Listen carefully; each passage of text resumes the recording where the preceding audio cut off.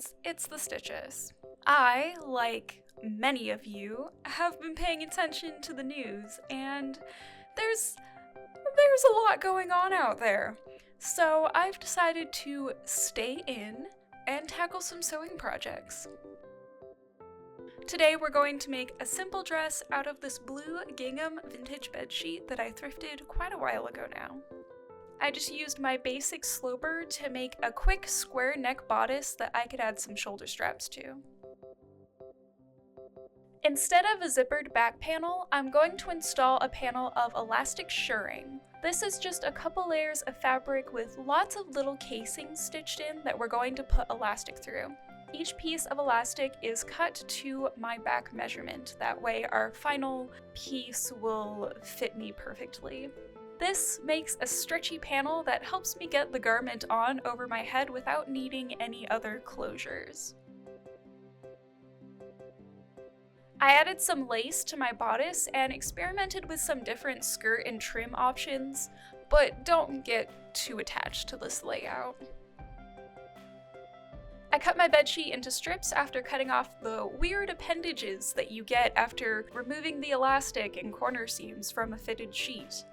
And then I decided to go with a 17-inch rectangle skirt with an 8-inch ruffle.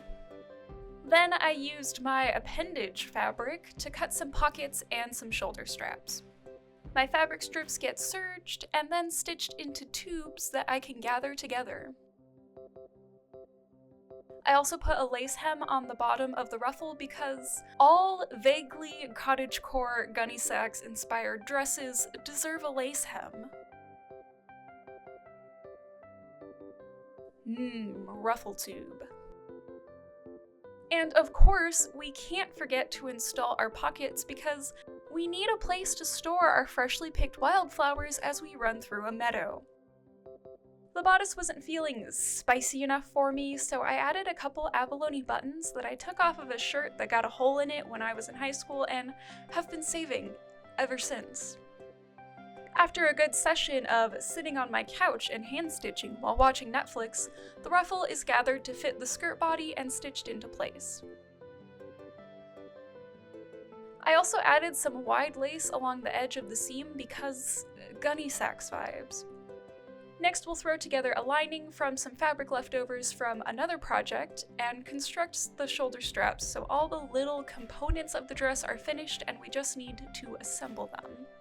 First, we secure the skirt lining to the skirt.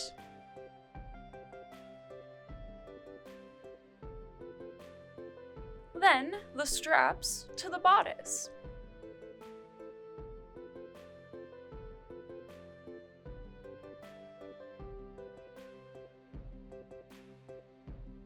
And the bodice lining to the bodice.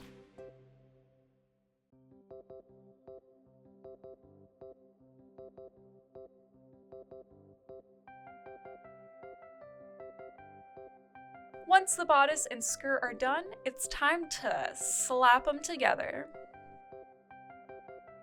The skirt is gathered to fit the bodice, and then I sewed the fashion fabric of the bodice to the skirt, leaving the bodice lining free. And then I top stitched the seam I just made, being careful not to catch any of the other fabrics underneath. This dress is fully constructed now, and I just need to slip stitch the lining into place. This is another part I do by hand. And finally, our dress is all finished. I am super pleased with it. It's incredibly comfortable, it's easy to move in, and by the time summer rolls around and we can all leave our houses again, this will be great for afternoon walks in the park. Not to mention just generally wearing it whenever.